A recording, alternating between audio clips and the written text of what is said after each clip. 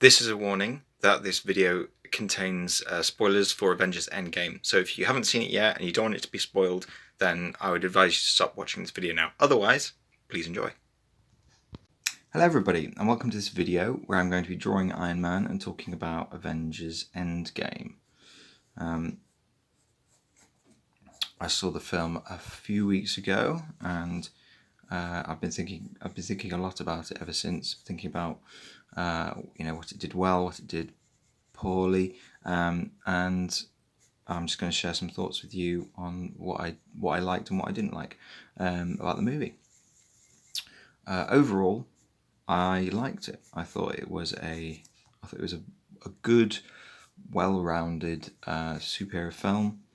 I actually didn't think it was as good as Infinity War in the end. I thought it was an incredible two-parter. I feel like it was an incredible part two. So often, I find that if you have a two-part story, whether it be a TV story or in films, generally speaking, the second part isn't as good as the first, and I felt like by a long margin, and I felt as though they did an incredible job with what they had. I think that there was some structure problems within the film, but I'm going to go through the film bit by bit. So we'll get to that as I go. So I was really confused when I saw Infinity War for the first time, because I thought, why have they not got Ant-Man in this film, and why have they not got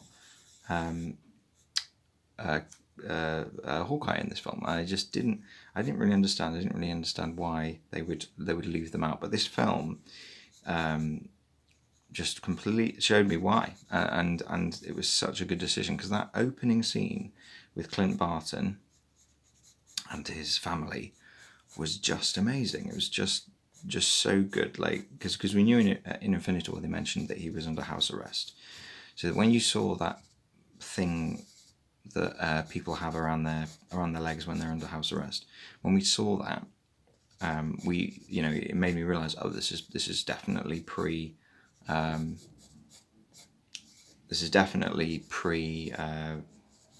snap.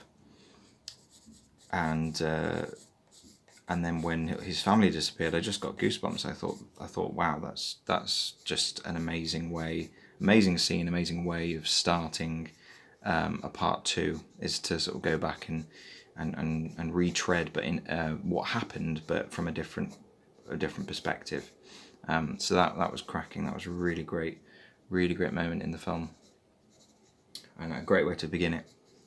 And then when they all got together and went off into space to go find Thanos, I really didn't know what was going to happen.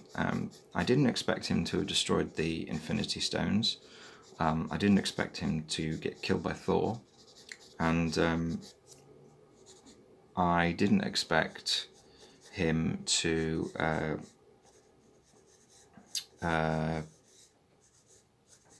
and then I didn't expect it to jump 5 years later.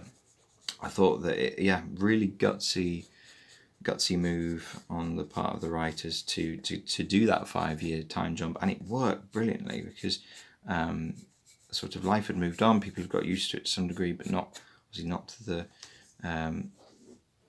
level that they'd completely forgotten about everything that had happened.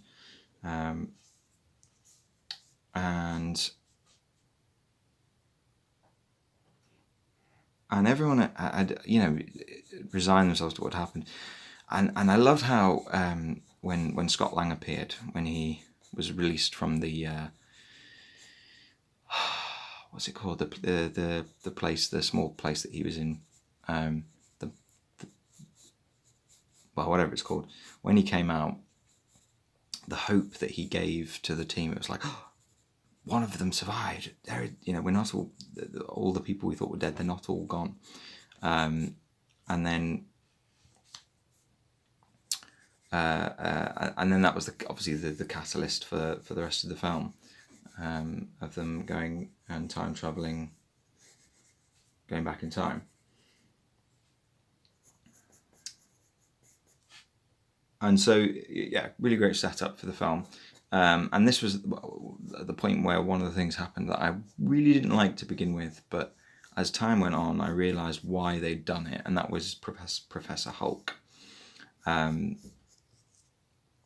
I when Professor Hulk appeared, I just thought, I don't like him. I thought he takes he takes the character of Hulk and just completely gets rid of him, instead of combining the two or creating something brand new. It was just Bruce Banner with in the Hulk's body, and I wasn't a fan of that, and I just thought that takes something that's very unique, and tramples all over it. But I can see why they did that, because then when Hulk uses the Infinity Stone, the Infinity Gauntlet, sorry, you and you see how much it hurts him. You then realise at the end when Tony uses it, that, oh dear, he's not going to come out of this. So I can see why they did it, and I think it worked well with the plot. But I'm just not a fan of the idea of Professor Hulk. I just think it takes away the unique aspect of Hulk.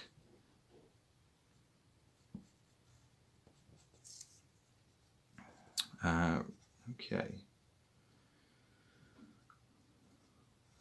I really liked that Tony was given a daughter, and that him and Pepperman, got married. I thought that was a really nice touch, because what it did was it gave him a little happily ever after before it went on to finishing the character off later on in the film. You kind of felt like he'd been given something in the interim, which was really lovely. I really liked that. One thing I didn't like about the film was Fat Thor. This sort of goes into what I feel about Thor Ragnarok, in that I think it's funny. I think it's a really well made film, but I feel like it sort of takes the grandeur of Thor. For me, Thor should be like a space Lord of the Rings, and Ragnarok just turns him into a pantomime character, and I really I'm not so much a fan of that. And it does bug me a little that the way that, what they did with the character in Ragnarok, and then Fat Thor is kind of continuing that element. I like the fact that he,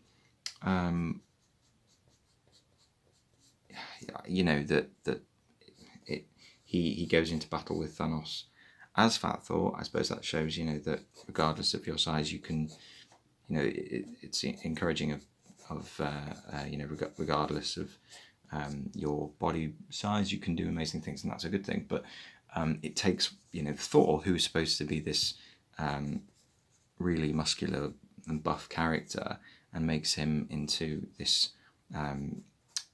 just continues to make him into more of a comedic character, playing Fortnite with the guys from from Ragnarok. So I just wasn't a fan of that, but it didn't bother me too much. It didn't, by any means, it wasn't a big issue for the film for me at all. And actually, I quite liked the scenes where they go back in time with him and his mother, because it kind of, I don't know, after him losing so much, it kind of helps him. It feels like it helps him to sort of move on and realise, that he can still be a hero and all that kind of thing. But that moves us on to the time travel section, which I wasn't as much of a fan of. I just didn't think it worked as well as it could have done, which a shame, really, because yeah, I just felt like it was quite slow, and that's where the main structure problems come from in the film, in my opinion, is that it just sort of slows down. It's like, right, we're gonna go do this now, and then they just retread all these parts of the older films. In some ways, that's nice, but it was a bit of fan service that was a bit annoying. Well, not annoying. Annoying is the wrong word. It just didn't bulk the film out. It didn't. It didn't feel as exciting. It was an interesting way of bringing Thanos back into play, getting future Thanos into it. So that was clever, but it just didn't structurally work as well as I would have liked.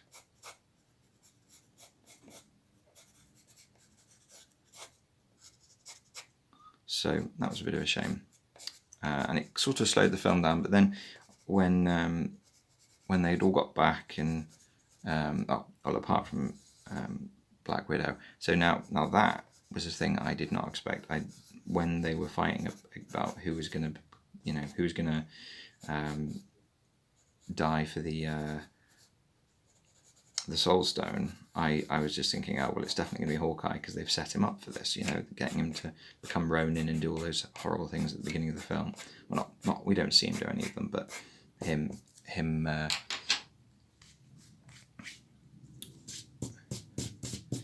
doing going and killing all these criminals.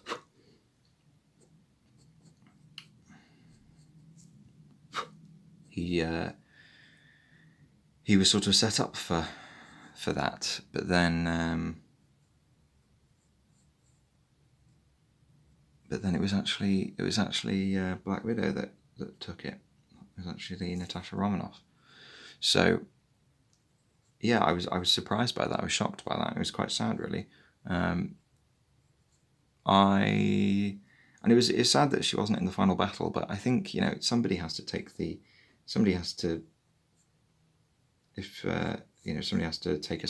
sacrifice, and I think I don't know why they chose her.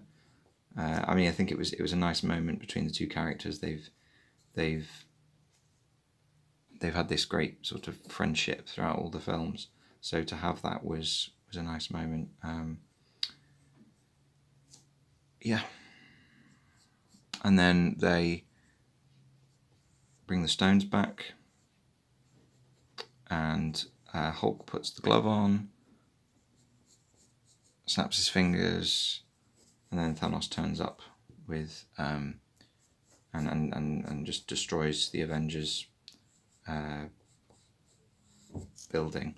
Now, for me, at this point, I was sure somebody else was going to die, because you shoot missiles at a building without anyone realizing it, you're going to get casualties, and nobody died, which was, I think, just a bit like it's hard, because you don't want to fill it with lots of people dying. It's the same thing with the final battle. No biggies died, apart from one at the end. There was no. All the major deaths in the film were sacrificial deaths. There wasn't any that just sort of happened, which again, I can see why they did that. But with a huge battle like that, you kind of think somebody good is going to die. I'm sure lots of Wakanda warriors died, and maybe some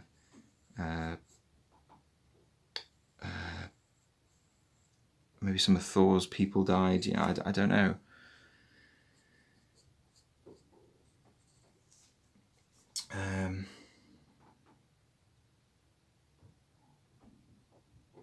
But it was quite an epic moment, and then that led to a final battle, which was just so cool.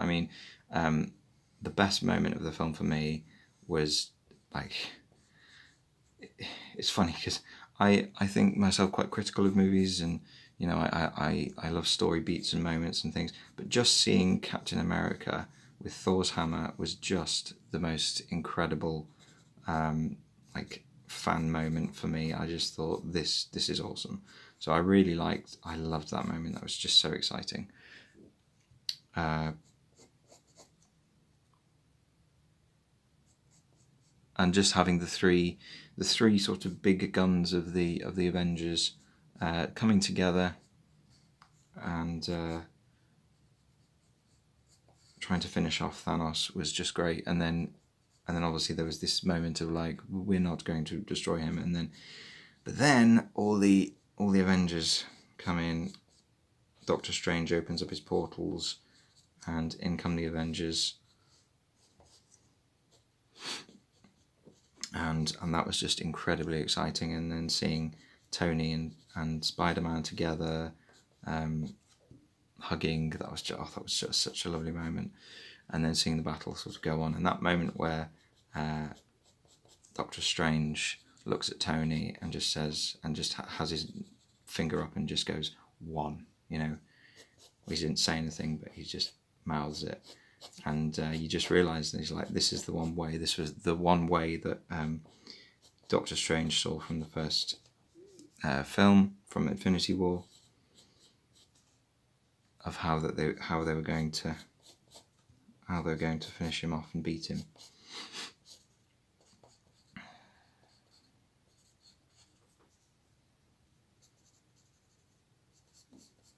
And then we have the final moments. I am inevitable. Snap! Nothing happens, and you realise that the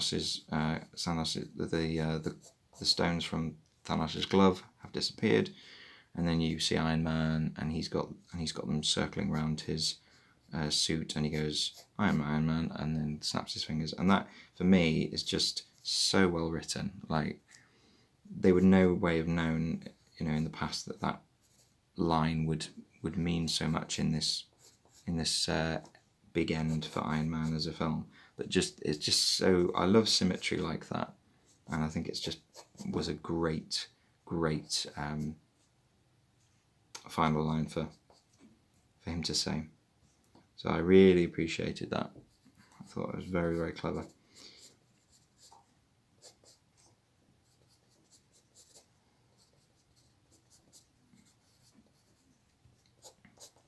And yeah, and it was sad. Yeah, it was really sad to see all the Avengers gather round and him die, and then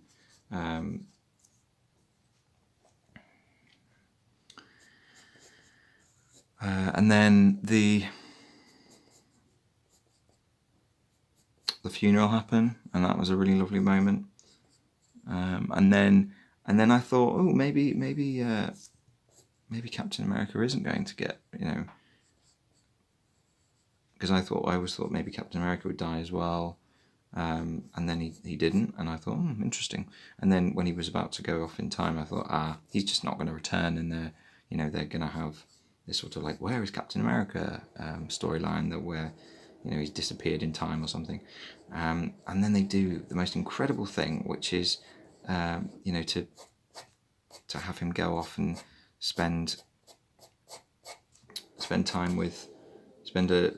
have a life with Peggy Carter. Like, it was really a really lovely idea, and a way of getting Cap out of the situation that is very different to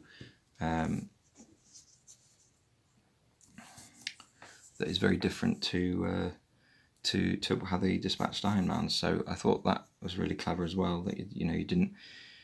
That there were two very different ways of doing that, and now the mantle's been passed on to the Falcon. So I don't know whether they're going to get another Captain America film, or I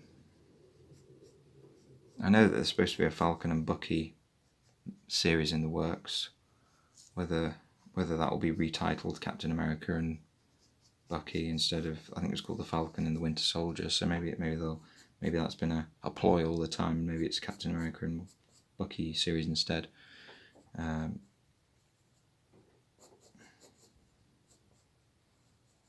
couple of things I wasn't just thinking about other parts of the film. Yeah, so there was a moment in the final. So there's been a lot of criticism that that there aren't that many, there aren't as many female superheroes in the Marvel Cinematic Universe, which is true. There's not as many as men, and they've only just started to have the solo films being named after the female heroes, and that's a valid criticism. I agree, but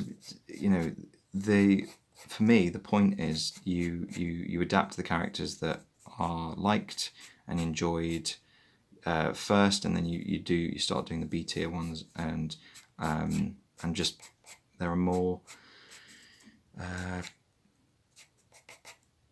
famous male characters, and there was a scene in the final battle where all the female superheroes got together to help Captain Marvel get the Infinity Gauntlet into the time machine thing. And it just seemed very ham-fisted way of saying, look, we have female superheroes, instead of just doing it, instead of giving them interesting points in the story. It was just a way of saying, look, here is us female superheroes, and I don't think it just didn't seem natural with the battle. There's a little bit like that in Infinity War, where some of the female superheroes were sort of together, but it seemed natural. It worked, so it was fine.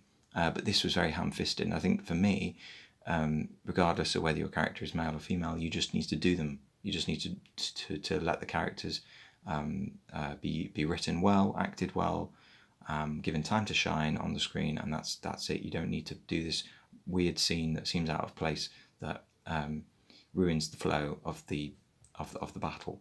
So and I think now some of the Avengers are stepping down. I think that there'll be other places to be filled by more female superheroes, just other superheroes. That's why we watch these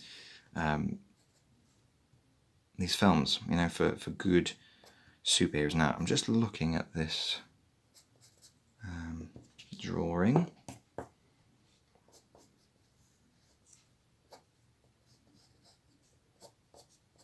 and I think it's pretty good. Let's add there.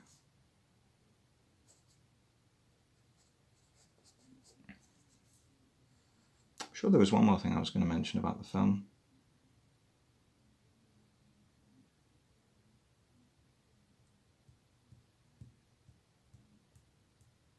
Oh yeah, there's been some criticism about Thanos, being that it's not the Thanos from the original film, from Infinity War, that's in that final battle. So it doesn't feel as interesting. But I think the fact that he won in Infinity War makes it more interesting, is that actually that Thanos did win.